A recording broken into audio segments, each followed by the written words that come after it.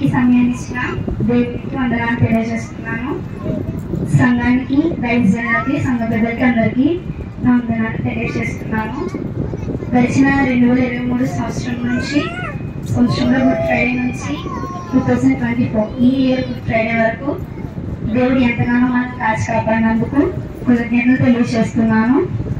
ఇంతవరకు 6 మాటలు మనం విని ఉన్నాం. 7వ మాట జ్ఞానం చేసుకుందాం.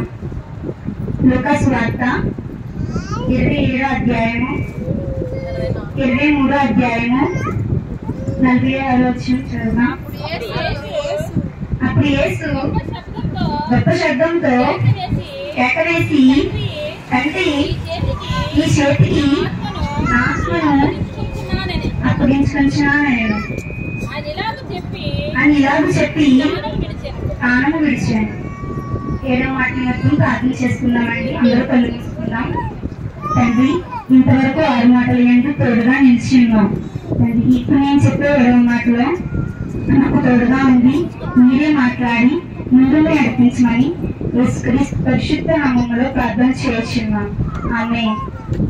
యేసుక్రీస్తు వారు ఈ లోకానికి ఎందుకు వచ్చున్నారో ఎవరికైనా తెలుసా?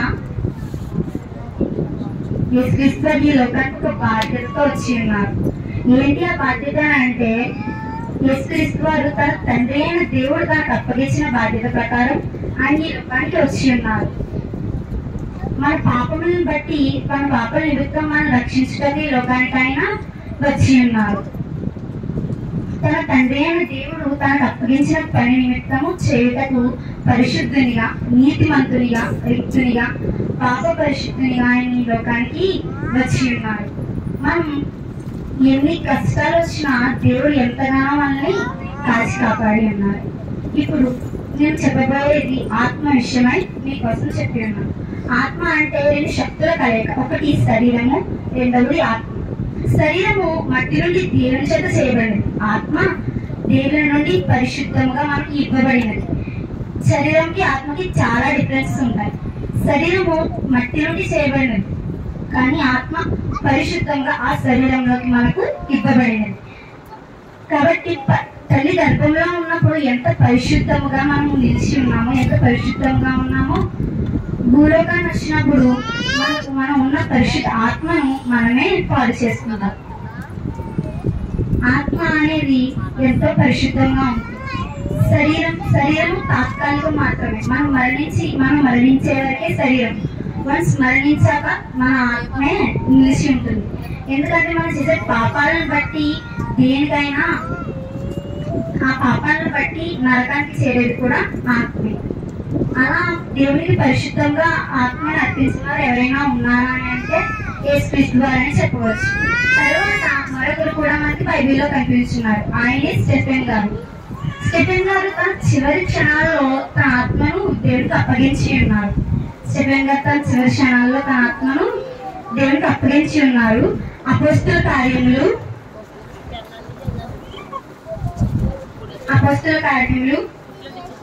7వ అధ్యాయం 59వ వచనం చదవండి.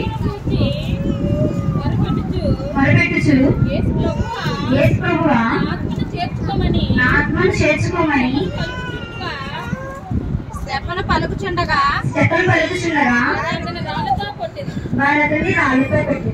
స్టెఫెన్ గారు కూడా యేసుక్రీస్తు వారు తన చివరి క్షణాల్లో తన ఆత్మను దేవునికి పరిశుద్ధంగా అప్పగించి ఉన్నారు. అలా మన శరీరము ఆత్మ కంటే తాత్కాలికమైనది కాదు. ఆత్మ నిత్యము నిలిచేది, విలువైనది. శరీరం కేవలం మనం మరణించి ఉన్నంత వరకే. మనం స్మరించక శరీరం అనేది మనం చేసే పాపాలను బట్టి మన ఆత్మే నరకానికి చేరుతుంది. అలా చేరకుండా ఉండాలి, పరిశుద్ధంగా ఉండాలి అంటే దేవుని మొరపెట్టు వారి వల్లే మనం ఉండాలి. అంటే నిత్యము దేవుని ప్రార్థించే వారి వల్లే మనం నడుచుకోవాలి. అట్టి రీతిలో మనము అందరము ఉండాలి. 1 పేతురు 4వ అధ్యాయం 19వ వచనం చదవండి. కాబట్టి దేవుని చిత్త ప్రకారము బాధపడేవారు సత్ప్రవర్తన గలవారై నమ్మకమైన సృష్టికర్తకు తమ ఆత్మలను అప్పగించుకోవాలి. ఏ రీతిలో ఎవరికి మన ఆత్మ అప్పగించుకోవాలి? మన నమ్మకమైన సృష్టికర్త అయిన దేవునికి మన ఆత్మను అప్పగించుకోవాలి. మనల్ని పరిశుద్ధంగా ఉండమని దేవుడు కోరుచున్నాడు. ఏ విధంగా ఉండమని కోరుచున్నాడు? పరిశుద్ధంగా ఉండమని దేవుడు కోరుచున్నాడు. ఎందుకంటే ఆయన మన కొరకు ప్రాణం పెట్టాడు, నిందలు పడ్డాడు, దెబ్బలు తిన్నాడు, సిలువ వేయబడ్డారు. సో ఆయన మనల్ని ఎంత పరిశుద్ధంగా ఆయన ఆత్మను మనకు అప్పగించి ఉన్నారో అంత పరిశుద్ధంగా మనం ఆయన ఆత్మను అప్పగించి ఉండాలి. అట్టి రీతిగా మనం అందరూ ఉండాలి. ఈ లోకంలో మనందరూ ఎందుకు పనికిరాని శరీరానికి ఎన్నో హంగులు, ఆర్భాటాలు, కొత్త దుస్తులు, వస్తువులు అలంకరించుకుంటూ ఉంటాం. అది నిజమే కదా. ఇప్పుడు కొత్త వస్తువులన్నా అలంకారాలన్నా అందరికీ ఇష్టమే, మీకు ఇష్టమే, నాకు ఇష్టమే. కానీ శరీరం అనేది ఎప్పటికీ మనకి శాశ్వతం కాదు. శరీరానికి చిన్న గాయం తగిలితేనే తట్టుకోలేదు. కానీ మన ఆత్మ పరిశుద్ధత నుంచి పోతుంది. అసలు పరిశుద్ధంగానే లేదు. దానికోసం అసలు పట్టించుకోం. కానీ ఇప్పుడు దేవుడికి కావాల్సింది మనం పరిశుద్ధమైన ఆత్మ. మనం పరిశుద్ధంగా ఉండి దేవుడికి తన ఆత్మను మనకు ఎంత పరిశుద్ధంగా ఇచ్చారో అంత పరిశుద్ధంగా అప్పగించాలి. అప్పగించే వారి వల్లే మనం ఉండాలి. యేసుక్రీస్తు వారు తన బాధ్యతను, తన తండ్రి అప్పగించిన బాధ్యతను నెరవేర్చేటట్టు ఈ లోకానికి వచ్చారు. ఆయన వచ్చి ఎంత బాధ్యతగా తన బాధ్యతను నెరవేర్చి ఎంత పరిశుద్ధంగా మరలా తన తండ్రి దగ్గర చేరారో అట్టి రీతిగా మనం కూడా ఆ విధముగా నడిచి అట్టి రీతిగా మనం కూడా పరిశుద్ధంగా దేవునికి మన ఆత్మను అప్పగించాలి. నేను ఇద్దరు వ్యక్తుల కోసం చెప్తాను. బైబిల్లో ఇద్దరు వ్యక్తులు ఉన్నారు. ఒకటి ధనవంతుడు, రెండోది లాజరు గారు. ధనవంతుడు తనకున్న ధనముతో విరవీగుతూ తనకున్న ఆస్తి పాస్తులతో ఇష్టానుసారంగా శరీర సుఖాలతో జీవించేవారు. ఆయన మరణించాక నరకానికి చేరారు. ఎందుకన్నా ఆయన ఆత్మ పరిశుద్ధంగా లేదు కాబట్టి. ఆయన ఆత్మ పరిశుద్ధంగా ఉంటే నరకానికి చేరుతారా? చేరరు. కానీ ఆయన ఆత్మ పరిశుద్ధంగా లేదు. ఎందుకంటే బ్రతికేంతకాలం ఇష్టానుసారంగా తనకు నచ్చినట్లు బ్రతికాడు. కానీ లాజరు గారు దేవుని యందు భయభక్తులు కలిగి దేవుని యందు ఎదిగి ఒదిగి ఆయన పట్ల ఎంతో బాధ్యతగా నిలిచి ఉన్నారు. నెమ్మదిగా స్థలంలో ఆయన ఆత్మను ఉంచి పరిశుద్ధంగా దేవుని యందు చేర్చారు.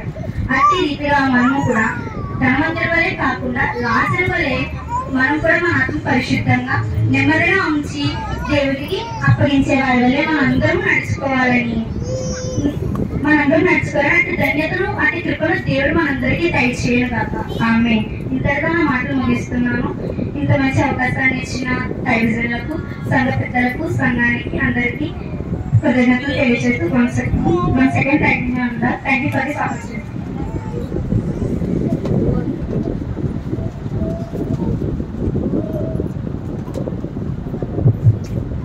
మంచిదండి.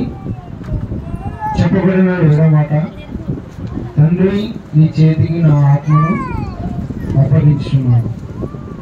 మంచి సందర్భం తీసుకున్నారండి. అలానే లాజరు, అలానే ధనవంతుడు అనే సందర్భం వచ్చింది. ధనవంతుడైన అతను ఎక్కడికి వెళ్ళారో మనకు తెలుసు. దరిద్రుడైన లాజరు ఎక్కడికి వెళ్ళారో మనకు తెలుసు. కాబట్టి ఈ లోక సంపాదనలో, ఈ లోకాశలో మనం ఉంటే కనుక నిజంగా ధనవంతుడు ఉన్న ప్లేస్కి మనం వెళ్ళాల్సి ఉంటుంది. కాబట్టి ఈ లోకంలో బ్రతుకుతున్న మనము ఈ లోకాశలో కాకుండా ఎన్ని కష్టాలైనా సరే దేవుడితో ఉండడానికి ప్రయత్నం చేస్తారని కోరుకుంటున్నాను. అలాగే ఏడో మాట వరకు ప్రార్థన చేయవలసిందిగా సోదరులు శ్రీని గారికి అవకాశం ఇస్తున్నామండి. ఏడో మాటగా ప్రార్థన చేస్తారు. ప్రతి ఒక్కరు కూడా ప్రార్థన నుంచి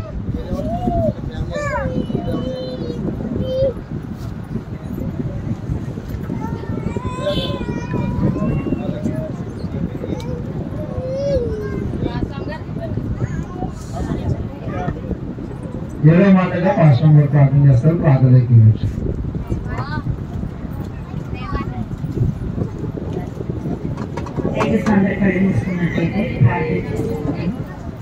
స్తోత్రములు స్తోత్రములు స్తోత్రములు స్తోత్రములు దేవం. ఇదిగో నాయన తండ్రి, ఇదిగో నాయన శుక్రవార సమయంలో నాయన తండ్రి చిన్న బిడ్డలతో సహా అందరూ నాయన తండ్రి ఈ వాక్యాన్ని నెమరు వేసుకొని ప్రభుత్వ పాటలతోనూ మంచి వాక్యం